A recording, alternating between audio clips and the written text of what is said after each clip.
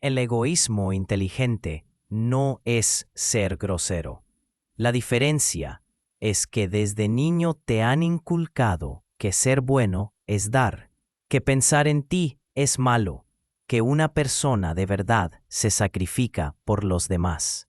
Tu mente es el mejor aliado y el más cruel enemigo. Puede elevarte por encima del caos vital, haciéndote creer en tu poder o arrinconarte, susurrando sobre tus debilidades. Lo más terrible es que lo hace con tu propia voz, un tono familiar, indistinguible de tu propia esencia. No grita, no discute, no gesticula. Simplemente repite: no puedes, no es para ti, no eres lo suficientemente bueno, y lo crees, porque esa voz te acompaña desde la infancia, desde que el entorno puso los primeros ladrillos en el muro de tu autopercepción. Pero si crees que esa voz dice la verdad, te equivocas.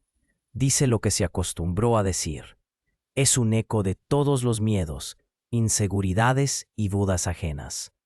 No es la verdad, sino un programa que se activa automáticamente ante un desafío, riesgo o incertidumbre. No analiza la realidad, solo reacciona como un mecanismo averiado, atascado en la misma melodía. Mientras le creas incondicionalmente, seguirá siendo tu carcelero.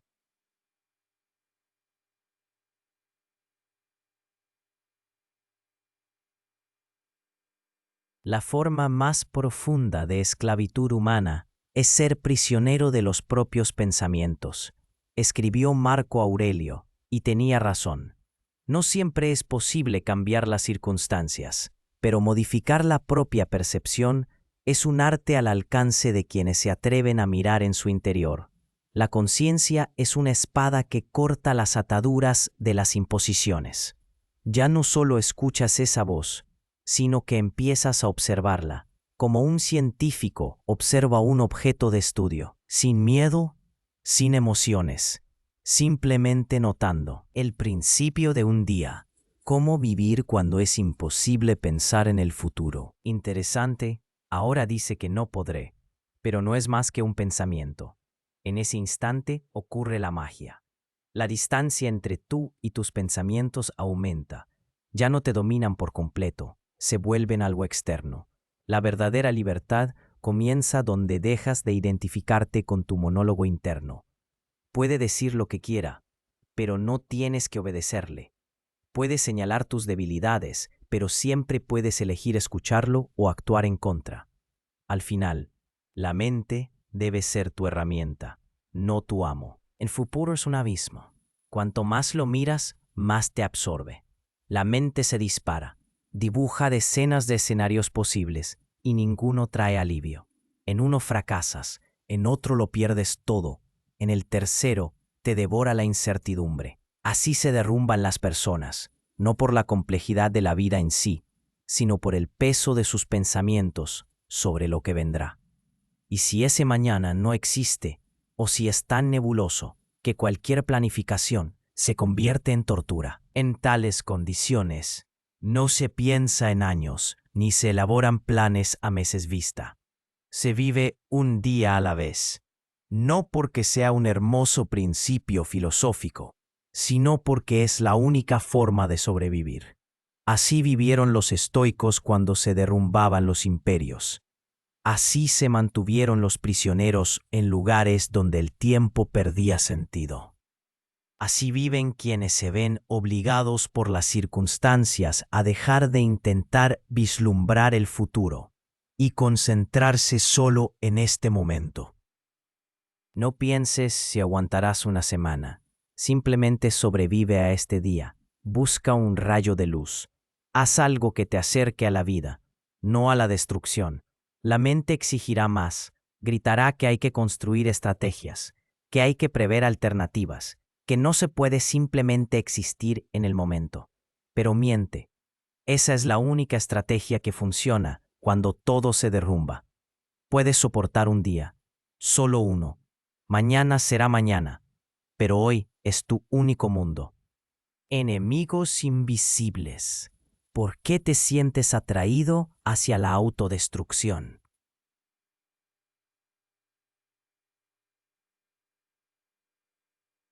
No permitas que tu felicidad dependa de cosas que pueden serte arrebatadas, decía Marco Aurelio, quien sabía que el control es una ilusión.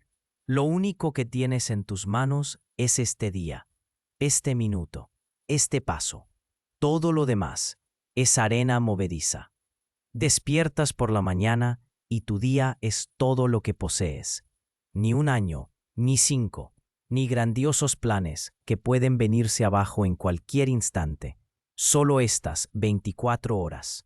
El cerebro busca una vía de escape al dolor y elige el camino más rápido, un chute de dopamina, comida basura, procrastinación, redes sociales, hábitos que a la larga solo te perjudican. Crees que es una solución, pero en realidad es una trampa, porque cada vez que cedes a ese impulso, afianzas un eslabón más en tu jaula.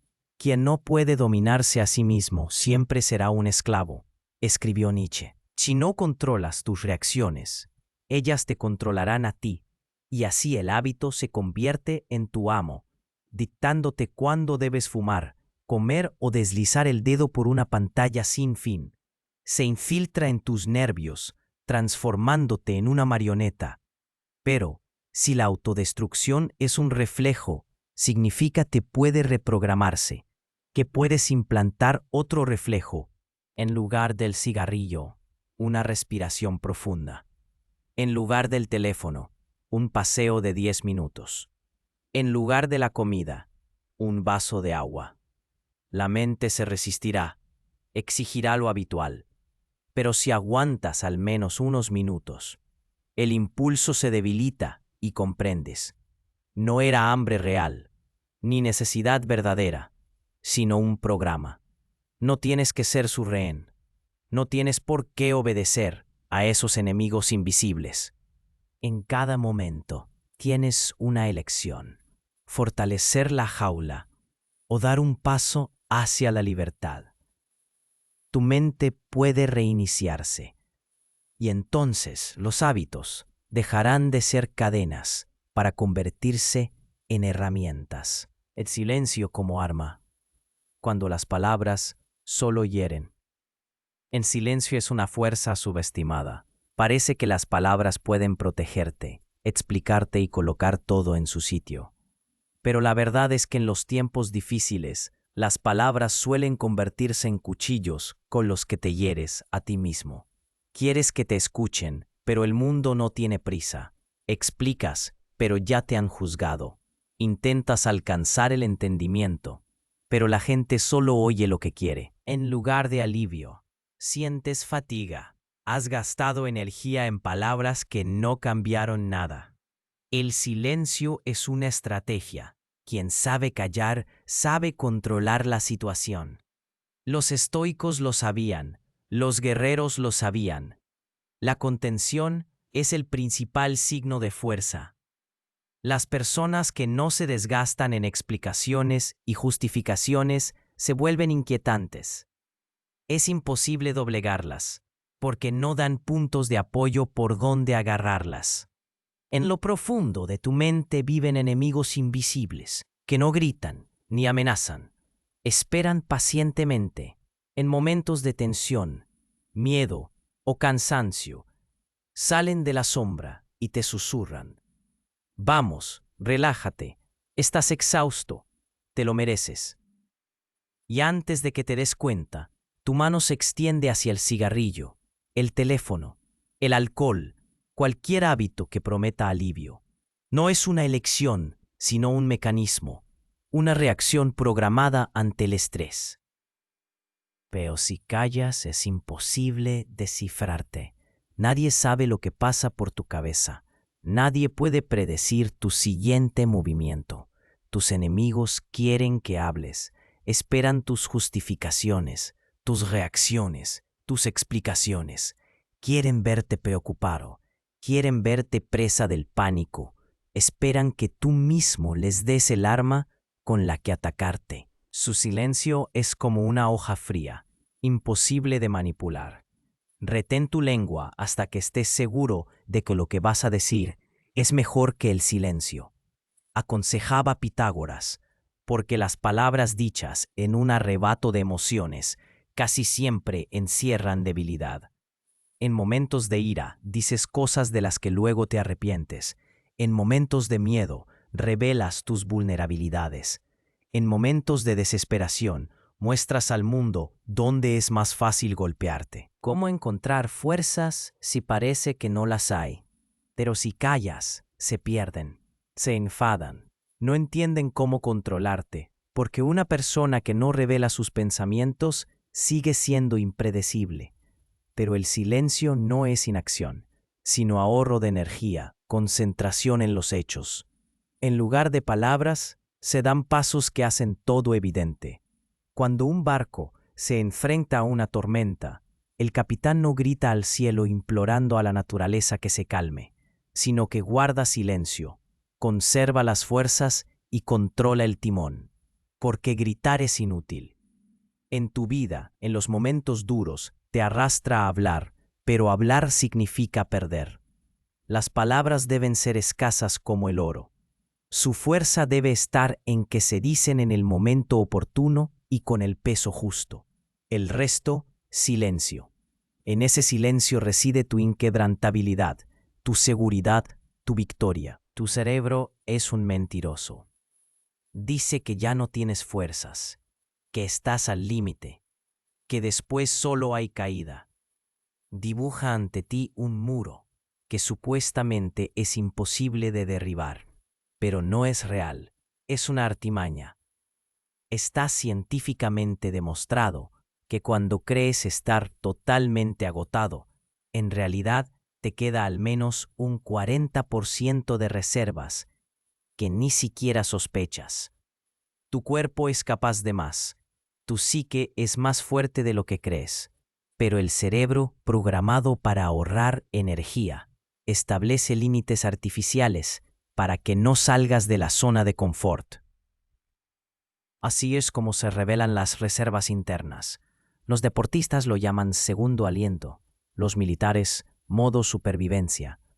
Los neurobiólogos hablan de la gradiente de fuerza. Cuando el cerebro comprende que no habrá rendición, abre el acceso a recursos ocultos.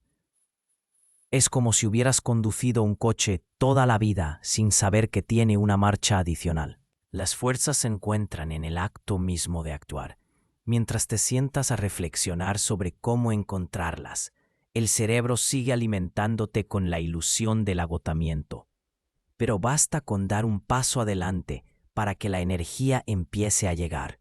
El cerebro comprende que no habrá rendición, enciende nuevos circuitos neuronales, eleva el nivel de dopamina, reconfigura la percepción del dolor. Los soldados que han superado las pruebas más duras cuentan que lo importante es seguir moviéndose, que el organismo se adaptará solo a la situación.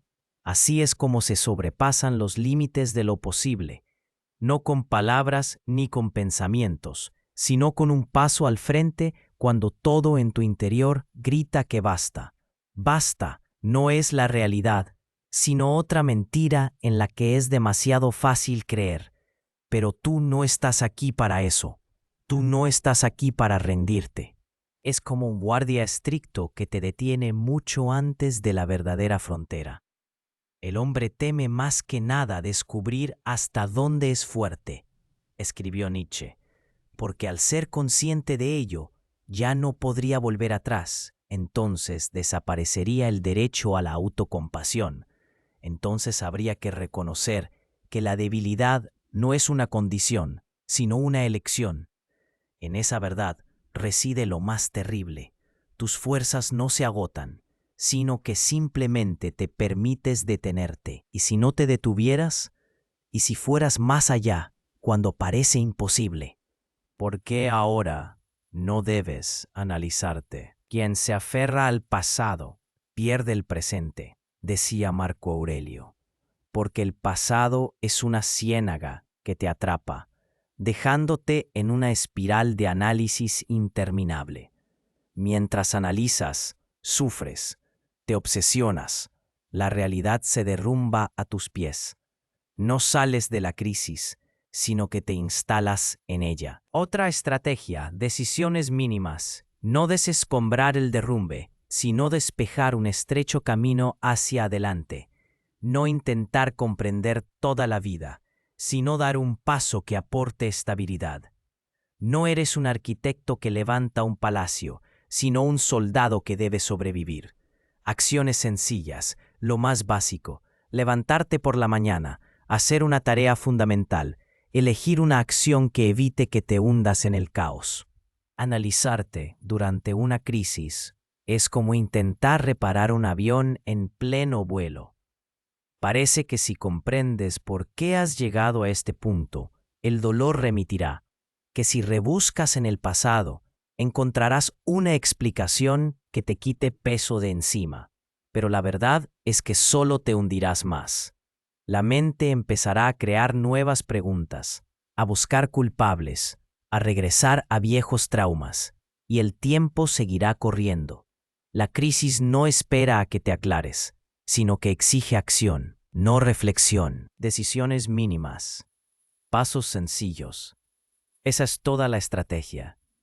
Y solo después, cuando se asiente el polvo, podrás volver y comprender qué ha sucedido. Pero para entonces ya serás más fuerte. ¿Por qué no debes esperar el apoyo de los demás? Una crisis es una tormenta, y la única estrategia aquí es esperar a que amaine el viento, no intentar detenerlo. Los psicólogos saben que la reflexión solo salva en momentos de calma, cuando tienes fuerzas, recursos y estabilidad. Entonces sí, puedes analizarte, puedes sumergirte en el pasado, pero si dentro de ti hay una llama, avivarla con preguntas sobre el pasado es como echar leña al fuego. Ahora lo importante es apagar el incendio, no buscar quién lo provocó. La dependencia del apoyo ajeno es una debilidad. Te convierte en prisionero de las circunstancias. Parece que si te comprendieran, si te tendieran una mano, si te apoyaran, todo sería más fácil. Pero ¿qué pasaría si no te apoyaran? Si te dieran la espalda, si no lo consiguieran, entonces te derrumbarías. Eso no es fuerza, sino que tu espíritu no se sostenía por sí mismo, sino por los demás. Esperar el apoyo de los demás es la forma más segura de decepcionarte. La gente no vive en tu cabeza, no siente tu dolor como lo sientes tú. No puede leer tus pensamientos, comprender tus miedos, adivinar qué necesitas. No es culpa suya, no son insensibles, sino que tienen su propia vida, sus propios temores, sus propias heridas sin cerrar. No pueden darte lo que no tienen. No pidas a los demás lo que debes encontrar en ti mismo, escribió Nietzsche. Cuando desaparece la expectativa hacia los demás, desaparece el dolor de su incomprensión. Puede que la gente se equivoque, que se muestre sorda, que se marche, pero no necesitas su aprobación para avanzar, porque te tienes a ti, la única garantía que te acompañará hasta el final. Si encuentras la fuerza en tu interior, nadie podrá arrebatártela. La regla de las 3 preguntas. ¿Cómo dejar de obsesionarte con un problema? Te has atascado. La mente da vueltas. El problema se convierte en el centro del universo. Todos los caminos llevan al callejón sin salida. Parece que no hay solución, que hay que analizar sin fin, escarbar y buscar causas, pero la mente es un laberinto, y cuanto más tiempo pasas vagando por él, más te pierdes. La pregunta no es cuán profundo caerás en el análisis, sino cuán rápido podrás salir de él. La regla de las 3 preguntas es tu palanca, la que rompe el círculo vicioso, porque el sufrimiento no es la realidad, sino un punto de enfoque. Cambia el foco y cambia todo. No tus emociones, ni tus miedos, ni tus fantasías sobre lo que podría haber sido de otra manera, sino de forma concreta y objetiva. ¿Qué es lo importante? Es un momento de lucidez en el que todo lo superfluo se derrumba al instante. El 90% de aquello por lo que te preocupabas resulta ser basura, y solo queda la esencia. Segunda pregunta. ¿Qué controlo aquí? Aquí se produce un cambio. de víctima a amo de la situación. Porque siempre controlas algo, aunque solo sea tu respiración, aunque solo sea tu decisión de no reaccionar, aunque solo sea un pequeño detalle. Pero eso ya es un punto de apoyo, y ahí comienza la salida. Tercera pregunta. ¿Qué puedo hacer ahora mismo?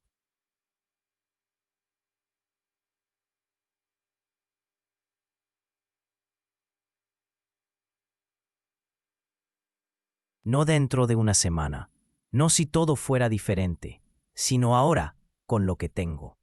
Esta es la acción, este es el cambio, el momento en que dejas de dar vueltas y sales de la trampa. No te des cabezazos contra la pared. Mira dónde está la puerta, decía Nietzsche. Mientras analizas, sufres y te obsesionas, te das cabezazos contra la pared. Las tres preguntas son una mirada a la puerta, el punto en que el pensamiento se transforma en movimiento. La vida nunca te da una claridad total. Nunca habrá un momento en que de repente todo esté claro y sea sencillo. Pero cada vez que utilizas este método, te liberas de las cadenas, y entonces el problema deja de gobernarte. Ahora gobiernas tú. Estoicos y samuráis. ¿Cómo afrontaban las crisis los sabios del pasado? Estás al borde del abismo. El mundo se derrumba. Los problemas te asfixian. El futuro se antoja como un muro oscuro. En tales momentos, los débiles se rompen, pero quienes superan el fuego se convierten en leyenda. ¿Qué les distingue? Un férreo código interno. Los estoicos y samuráis no perdían el tiempo en lamentos ni quejas. Sabían que una crisis es un examen de fortaleza anímica. Uno puede rendirse, uno puede huir, uno puede ahogarse en las emociones, pero existe otro camino: volverse más duros que el acero. Marco Aurelio, al gobernar un inmenso imperio romano, se repetía cada mañana: hoy me encontraré con un necio, un envidioso, un hipócrita, no por mala intención, sino porque no conocen nada mejor. ¿Por qué decía esto? Porque una crisis no es lo que te sucede, sino cómo reaccionas ante ella. Sócrates, ante el tribunal, sabía cuál sería su condena. Podía haberse salvado, podía haberse echado atrás, pero eligió otra cosa: no traicionarse a sí mismo. Y así, incluso ante la muerte, dijo: solo sé que no sé nada. Las grandes mentes del pasado comprendían que no importa lo que suceda, sino quién sigue siendo en ese caos. Marco Aurelio enseñaba que nadie está obligado a compartir tu dolor. La gente no puede ser tu combustible, porque ellos también son caminantes que buscan su propio rumbo. La clave no está en esperar la salvación, sino en convertirte en ese apoyo que buscas, en ser para ti mismo aquello en lo que puedes apoyarte. Acción como medicina. ¿Por qué necesitas urgentemente hacer algo? Tu dolor no es solo físico o emocional, sino que empieza a crecer cuando te quedas inactivo, cuando intentas huir del mundo, cuando te sumerges en la reflexión y la preocupación. Ese estado es la prisión más peligrosa en la que puedes caer. La acción es la llave que te libera. ¿Crees que cuando el mundo se derrumba, hay que detenerse, encerrarse en uno mismo y simplemente esperar a que pase la tormenta? Pero, ¿y si te dijera que en esos momentos en que solo apetece tirar la toalla, es precisamente la acción y el movimiento lo que te salva de ti mismo? Marco Aurelio, gran emperador y filósofo, luchaba a diario contra los tiranos internos del miedo y la duda. Enseñaba que cuando te atormentan las preocupaciones, simplemente actúes. ¿Por qué? Porque al igual que el propio Marco, sabes que el dolor tiene un punto débil: se le puede eclipsar con la acción. El movimiento lo destruye. El camino del samurái enseñaba lo esencial: Uno muere cada mañana y renace de nuevo. No existe el ayer. No existe el miedo al mañana. Solo existe una acción correcta en este momento. El samurái no pregunta si es difícil, sino que hace lo que debe hacer. La gente fuerte del pasado no buscaba la facilidad, sino que sabía que el sufrimiento forja el carácter, que cuando el huracán derrumba todo a tu alrededor, solo queda el eje que llevas dentro. Si ese eje es robusto, resistirás. La crisis no destruye, sino que revela quién eres en realidad. Cuando te quedas en la sombra, en el vacío, aumentas el dolor. Se convierte en tu sombra, te persigue y se intensifica. Pero cada acción, aunque sea simplemente un paseo, una taza de té o una limpieza, te saca a la luz. Esas cosas sencillas hacen posible lo imposible cuando tomas la decisión de moverte. Aunque sea con un paso pequeño, te das una oportunidad de salvarte, porque el miedo y la inacción se alimentan mutuamente. Nietzsche decía que quien tiene un porqué puede soportar casi cualquier cómo. Es posible que no lo comprendas ahora, pero cada movimiento, cada acción, te da la oportunidad de encontrar ese porqué. Te ayuda a hallar un sentido, incluso cuando todo parece absurdo. Cuando todo se derrumba, crea tu punto de apoyo. ¿Ya has fijado en cómo se hace más llevadero cuando no reflexionas, sino que actúas? Cuando, a pesar del sufrimiento, sigues avanzando. No es solo una estrategia psicológica, sino que está científicamente demostrado. Tu cerebro, al reactivarse con el movimiento, empieza a liberar hormonas de la felicidad que amortiguan el dolor y proporcionan alivio. El miedo pierde su fuerza cuando empiezas a moverte. Da el primer paso, aunque te parezca que no importa. Ese paso no solo te lleva hacia adelante, sino que te cura. La acción es una medicina, y siempre la tienes al alcance de la mano. Te encuentras en medio de una tormenta. Arrasa con todo lo que has construido, y nada te da seguridad sobre el futuro. ¿Qué hacer? La base externa desaparece, pero el centro interno permanece, aunque sea difícil encontrarlo. Es ese momento en que los principios, las ideas y los objetivos se convierten en esos cimientos sobre los que levantar algo nuevo sobre las ruinas del pasado. Cuando el mundo a tu alrededor se derrumba, cuando cada mañana solo trae pesadez y cada noche no ofrece ni relajación ni esperanza, es importante recordar algo. Aunque la realidad externa parezca irremisiblemente destruida, puedes crear tu propio punto de apoyo. Quizás sea ese ancla interior lo que te permita mantenerte a flote en medio de la tormenta. Marco Aurelio, estoico y emperador, se enfrentó a pruebas que habrían podido doblegarle, pero en los momentos más oscuros recurría a sus convicciones internas. Lo más valioso que tenemos son nuestros propios pensamientos, y podemos elegir cómo reaccionar ante el mundo exterior. La fuerza de Marco Aurelio no radicaba en cambiar las circunstancias externas, sino en saber modificar su mundo interior. Creaba un punto de apoyo dentro de sí mismo, basado en valores y objetivos verdaderos. El momento en que todo se derrumba es también el momento en que puedes crear tus propios cimientos, apoyándote no en el mundo circundante, sino en tu alma. Como decía un gran filósofo, no es el mundo, sino tú mismo quien construye tu realidad. La memoria contra ti. ¿Cómo te impide avanzar el pasado? En cuanto a ti, no tienes que buscar un salvador externo ni esperanza en palabras ajenas. Todo lo que necesitas es encontrar tu propio punto de apoyo, aquello que te fortalezca en cualquier tempestad. Puede ser tu objetivo, independiente del mundo exterior. Puede ser lo que valoras de ti, aunque ahora mismo no lo veas. pueden ser los principios que quieres defender. ¿Te has preguntado alguna vez por qué el pasado sigue frenándote? ¿Por qué tus pensamientos siempre regresan a esos sucesos que no consigues olvidar? A esos momentos que envenenan tu presente. Incluso cuando con todas tus fuerzas intentas avanzar, el cerebro está diseñado de tal forma que su tarea natural es protegerte, pero lo hace a través del recuerdo del dolor, la decepción y el fracaso.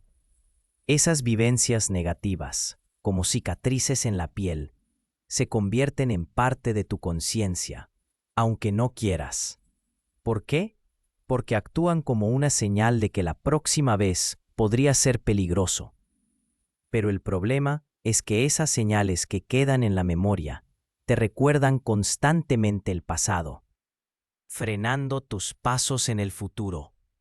Marco Aurelio, en sus reflexiones, decía que todo lo que sucede, sucede exactamente como debe suceder. Cálmate y acéptalo. Se refería a que si no aprendemos a soltar lo que ya pasó, toda nuestra atención estará puesta en lo que fue, no en lo que es o podría ser. El miedo a repetir errores, el sentimiento de culpa o de vergüenza, todo eso nos ata al pasado como un ancla que impide que el barco avance. Pero ¿cómo librarse de eso? ¿Cómo soltarse de las cadenas de la memoria? Primero, hay que dejar de vivir en el pasado y por fin ver los horizontes del futuro. Si tu atención está siempre atada al dolor del pasado, no verás lo que podría ser, la conciencia de aquello por lo que vives, y tu objetivo interior se convertirán en el combustible que quemará ese ancla. Hay otra forma. Visualiza tu futuro. Imagina cómo sería si te liberaras de todos esos recuerdos que te retienen. ¿Qué decisiones tomarías? ¿A dónde irías? No permitas que el pasado defina quién serás. Nuestros recuerdos no deben ser nuestros carceleros, sino que debemos aprender no a vivir en el pasado, sino a extraer lecciones de él, como hacen los sabios filósofos y los científicos para construir el futuro. El perdón a uno mismo y la disposición a avanzar son lo que realmente importa. Cuando aprendas a soltar, cuando comprendas que el pasado no puede impedir tu futuro, obtendrás un poder sobre ti mismo que nunca habías tenido. ¿Cómo combatir la sensación de sinsentido y vacío con demasiada frecuencia, cuando el mundo empieza a perder su color y cada día parece una sombra de vacío? Nos preguntamos, ¿para qué todo esto? Ese pensamiento llega en momentos en que nuestra vida parece perder su sentido, cuando parece que nada merece la pena, cuando cada paso nos lleva al abismo. Es una crisis de sentido. Y sí, es normal. Probemos a empezar con un sencillo ejercicio. Con cada emoción que llegue del pasado, permítete detenerte, con calma, sin presiones. Simplemente observa ese pensamiento o esa emoción y luego hazte la pregunta, ¿cómo me ayuda esto ahora? Si la respuesta es que no ayuda, suéltalo. Cada vez que tu memoria te atraiga hacia el pasado, practica la atención plena. No te aferres al pasado. No lo analices una y otra vez. Date la oportunidad de ver el presente y el futuro, porque en ellos hay muchas más posibilidades de las que sueles ver. Nietzsche es quizá el mejor maestro en temas de vacío. Quien no puede encontrar un sentido a la vida, debe creárselo él mismo. Si el sentido se ha perdido, no hay que buscarlo en el mundo circundante, porque no estará ahí. El verdadero sentido solo puede crearse dentro de uno mismo. Y crear una concepción propia de la importancia significa construir una vida nueva, no mirando al mundo exterior, sino basándose en la visión interior. Marco Aurelio escribió en una ocasión, la vida no depende de lo que nos sucede, sino de cómo lo percibimos. Quizá eso sea lo que estás experimentando ahora. Una crisis de percepción, una crisis de conciencia. Solo se puede llenar de sentido la vida cuando uno mismo decide qué es realmente importante para uno. Y precisamente en ese momento de vacío, por extraño que parezca, se encuentra una de las mayores oportunidades. La estrategia para superar una crisis de sentido no consiste en buscar respuestas externas, sino en regresar a uno mismo. Hazte varias preguntas. ¿Qué me alegra en las pequeñas cosas? ¿Cuándo me siento vivo? ¿Qué actividad puedo empezar para desarrollarme? Encuentra una acción, un hábito, que te devuelva tu fuente interna de fuerza. Si comprendes que el vacío no es un enemigo, sino un estado que te da la oportunidad de abrirte de nuevo al mundo, podrás crear un nuevo sentido, que puede ser ayudar a los demás, estudiar un campo nuevo o iniciar un proyecto que llevabas tiempo posponiendo. Son precisamente esas acciones sencillas las que devuelven la luz a tu vida. Pequeños pasos, un largo camino. Recuerda que la vida no carece de sentido mientras no renuncies a la búsqueda de ese sentido. Cuando el mundo se vuelve gris, no hay que esperar un milagro. No hay que sentarse a esperar que se llene de sentido por sí solo. Así no funciona.